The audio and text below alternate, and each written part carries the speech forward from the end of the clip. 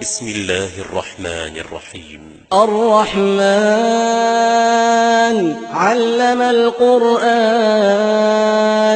خلق الإنسان علمه البيان الشمس والقمر بحسبان والنجم والشجر يسجدان والسماء رفعها ووضع الميزان ألا تطغوا في الميزان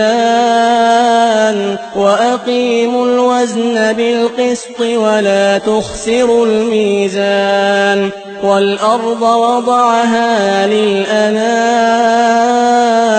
فيها فاكهة والنخل ذات الأكمام والحب ذو العصف والريحان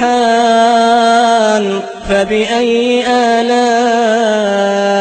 ربكما تكذبان خلق الإنسان من صلصال كالفخار وخلق الجان من مارج من نار فبأي آلاء ربكما تكذبان رب المشرقين ورب المغربين فبأي آلاء ربكما تكذبان مرج البحرين يلتقيان بينهما برزخ لا يبغيان فبأي آلاء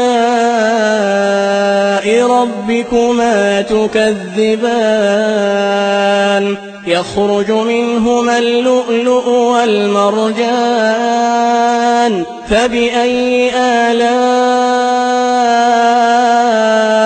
ربكما تكذبان وله الجوار المنشآت في البحر